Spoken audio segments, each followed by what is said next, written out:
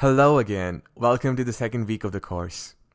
By now, we should be familiar with the runtime complexities from last week, the basics of the divide and conquer approach, and a little bit about the merge sort algorithm.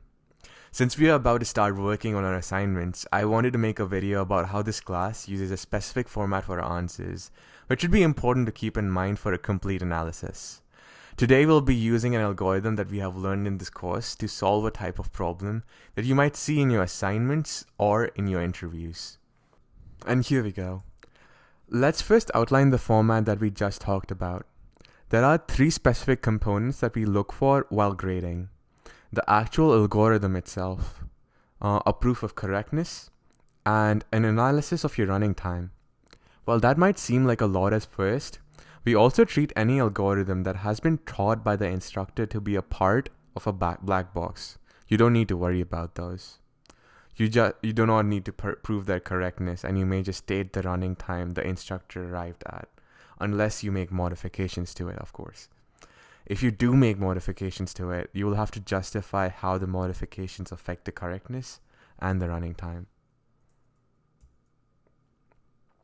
So here is an example. Suppose you are given an array and a number k, and then you are asked to find the kth smallest element, and k is going to be smaller than the size of the array. And here is an example input that is also provided to you. This is pretty similar to the way our questions will be worded and formatted. The first thing I would do for any problem that I see is to break it down and see what I can apply to it in terms of things that I already know.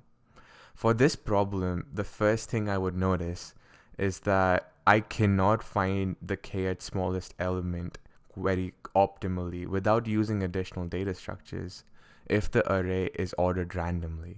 So the first thing I would want to do is sort the array. Just as luck would have it, we actually do know an efficient sorting algorithm that uses the divide and conquer approach. So we know that we would want to use merge sort in this.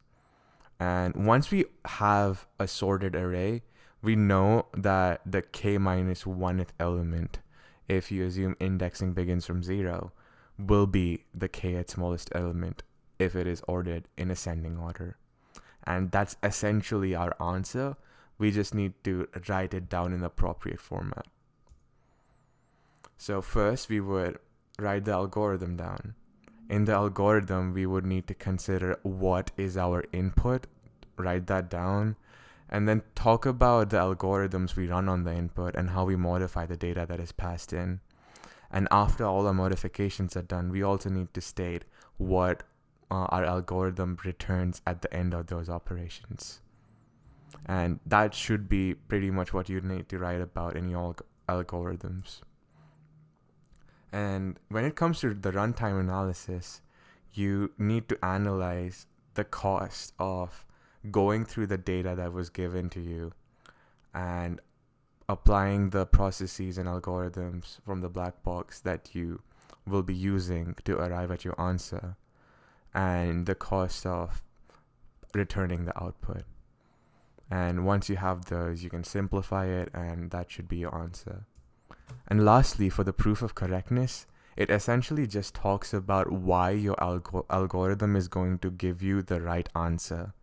Essentially, why it works, or in other words, it is a proof of its correctness.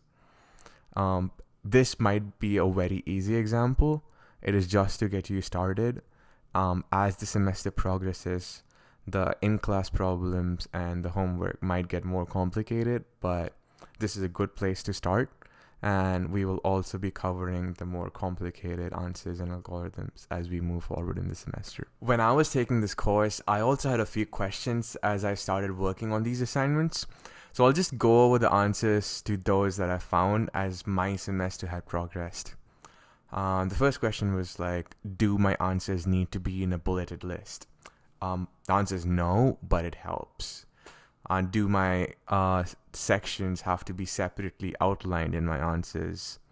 The answer is again no, but it helps. Not only the grader in grading, but the fact that you'll also not be forgetting to write the different parts down, since you know that your algorithm-based long answers will probably have 3 parts. And then how much detail do I need to put into these answers? This is a tricky one, since I believe that there's going to be a point of diminishing returns for detail, since you don't have infinite time. I generally make sure to just talk about any changes that I'm making to the vanilla algorithm. If those changes are allowed, we'll let you know if you are allowed to modify black box algorithms, and what problems will have what black boxes be allowed as a part of them. And I would also mention how I am changing the input data at each step. Lastly, how do I know which algorithm to use? Since over the course of the semester, you'll be learning many algorithms. The answer to this is going to be practice. The textbook is a pretty good resource for this. Most problems use similar approaches once you've seen enough of them. Think of the black box as more like a toolbox. You need to watch Jake's videos to get the tools into your toolbox. But you need to also practice using these tools to be able to solve problems with those. Otherwise, it's just a toolbox that you don't know how to use.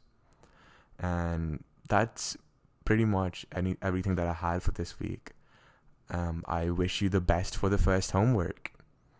Bye-bye.